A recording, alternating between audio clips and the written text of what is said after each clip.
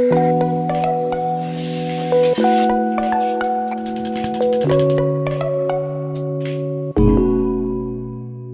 मैं सुबह बना रही हूँ अपने लिए चाय। आज है देव दिवाली। तो देव दिवाली के दिन कुछ नियम और पूजा विधि होती है जो आज आगे मैं आपके साथ इस वीडियो में शेयर करूँगी। तो कार्तिक पूर्णिमा के दिन देव दिवाली होती है और इसी दिन माँ तुलसी में भोग लगाया जाता है, जिसमें पूरी और कुछ मीठा चढ़ाया जाता है। यहाँ पे दूध गर्म होने को रख दिया है, इसकी मैं बना लूँगी खीर। और आज बनेगी आलू की रसे वाली सब्जी। तो इसके लिए आलू को भी उबालने रख दिया है। तो आलू उबल जाएंगे, उसके बाद मैं बना लूँगी पूड़ियाँ। तो यहाँ पे बात करते आलू भी करीब करीब पक चुके हैं। तो अब मैं बना लूँगी पूड़ियाँ। दूध भी जब तक गर्म हो ही गया है, इसके लिए मैंने चावल पहले से ही धो के रख दिए थे। जैसे ही दूध में उबाल आएगा, मैं उसमें चावल डाल दूँगी। देव दिवाली के दिन सुबह सत्यनारायण भगवान की कथा सुनना बहुत ही अच्छा माना जाता है। चाहे तो आप ऑनलाइन सुन सकते हैं या अपने घर में पंडित जी को बुलाकर भी सुन सकते हैं। तो हम तो पंडित जी को नहीं बुलाते हैं, संभव नहीं हो पाता, इसलिए घर में ही सुबह पूजा करने के बाद हम बैठ के मोबाइल से भगवान सत्यनारायण की कथा सुन लेते हैं। तो वो कथा तो हमने सुन ली है। अब इसके बाद है दोपहर में जो मैं कार्तिक स्नान कर रही थी। पूरे कार्तिक मास जो मैंने कार्तिक स्नान किया है, उसके उद्यापन के लिए मैं ये सारी तैयारियां कर रही हूँ। और कार्तिक पूर्णिमा के दिन जो स्नान दान किया जाता है, उसमें माता तुलसी को सारे श्रृंगार चढ़ाया जाता है और उनके लिए कुछ भोग बनाया जाता है, जिसमें मीठा होना चाहिए और पूड़ी, इसमें नमक नहीं चढ़ाया जाता। तो इसलिए मैं ये सारी तैयारियां कर रही हूँ। और कार्तिक पूर्णिमा है, इसलिए आज लहसुन प्याज नहीं डलेगा। तो सब्जियां तो मैं बाद में बनाऊँगी, पहले मैं पूड़ी और खीर बना के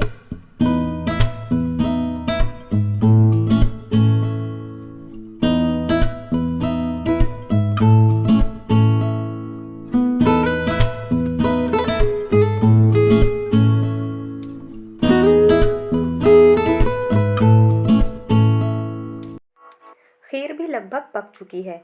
तो अब मैं इसमें डाल दूंगी इलायची कूट के। चाहे मैं कोई भी खीर बनाऊं, चाहे वो चावल की हो, साबूदाने की हो या मखाने की हो, मैं उसमें घिसा हुआ खोपरा ज़रूर डालती हूँ। इससे स्वाद बहुत ही अच्छा आता है। और मेरे यहाँ पे छोटी सी बालकनी है, जिसमें हर रोज़ संभव नहीं हो पाता था कि मैं माता तुलसी की परिक्रमा कर पाऊँ। तो मैं स्नान दान तो कर लेती थी, दीपदान, पर परिक्रमा नहीं कर पाती थी। इसलिए आज कम से कम अंतिम दिन है, विराम का दिन। तो मैंने तुलसी मैया को यहाँ पे बीच में लगा लिया है और यहाँ पे ही मैं उनकी पूजा करूँगी और परिक्रमा भी करूँगी, ताकि कम से कम आज के दिन की परिक्रमा मेरी पूरी हो सके। तो सारी चीज़ें मैंने इकट्ठी कर ली हैं और अब मैं दीप प्रज्वलित करके पूजा कर लूँगी। कार्तिक के महीने में दीपदान का और तुलसी पूजा का बहुत बहुत ही बड़ा महत्व है। कहा जाता है कि जो इस महीने में दीपदान और कार्तिक पर स्नान और माँ तुलसी की सेवा करता है, उसे मोक्ष की प्राप्ति होती है। और मोक्ष कौन नहीं पाना चाहता। इसलिए मैं कोशिश करती हूँ कि मैं कार्तिक के महीने की जितनी अधिक से अधिक सेवा हो सके वो कर सकूँ।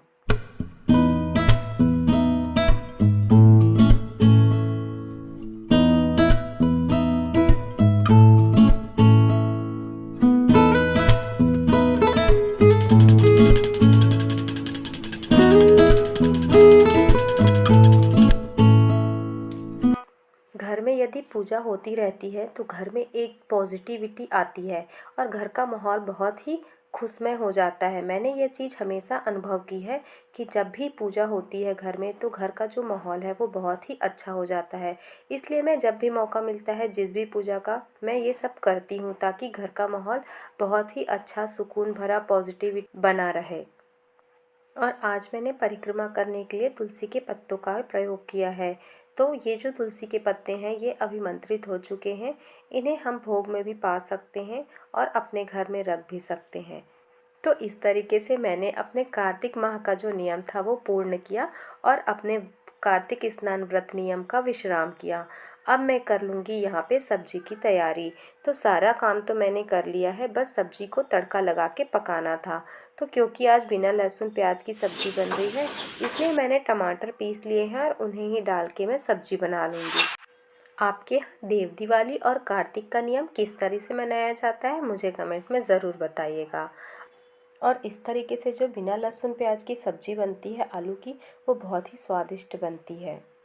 खाना बन जाने के बाद हम सब ने लंच कर लिया और लंच करने के बाद फिर मैं भिड़ गई शाम की तैयारियों में, क्योंकि आज देव दिवाली है तो आंगन और मंदिर को सजाना तो बनता ही है। इसलिए मैंने बना ली है यहाँ पे अपने बालकनी में थोड़ी सी रंगोली, और मैं मंदिर में भी कर लूँगी थोड़ी पूजा की तैयारियाँ।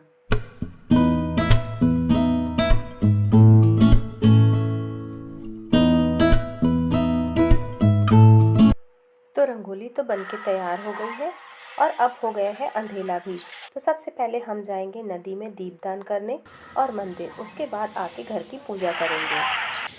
तो हम आ गए हैं हमारे घर के पास जो नदी है वहाँ दीपदान करने, और आज पूर्णिमा का चांद देखिए कितना सुंदर दिख रहा है। चल चले। और हमने मिलके सबने किया आज दीपदान, और दीपदान करते वक्त नदी ऐसी लग रही थी मानो आकाश जमीन पे आ गया है। चारों तरफ टिमटिम करते दीपक नजर आ रहे थे, जैसे मानो आकाश में तारे टिमटिम कर रहे हों।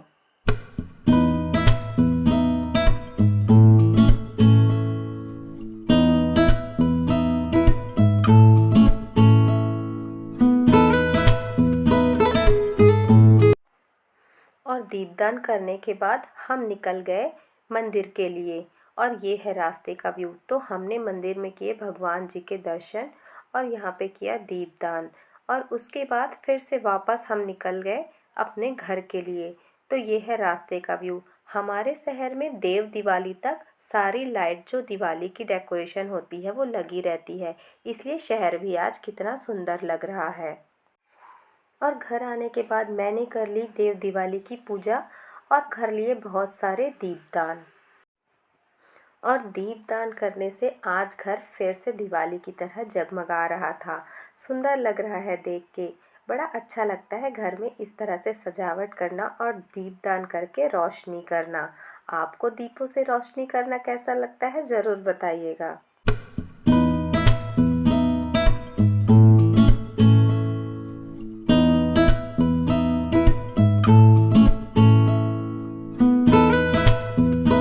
तो दोस्तों ये था मेरा आज का देव दिवाली और कार्तिक पूर्णिमा का वीडियो। आपको आज का वीडियो कैसे लगा ज़रूर बताइएगा, और अगर वीडियो अच्छी लगी तो वीडियो को लाइक करिएगा और चैनल को सब्सक्राइब करके हमारी फैमिली का हिस्सा ज़रूर बनिएगा। मिलते हैं एक नए वीडियो में, तब तक के लिए बाय बाय।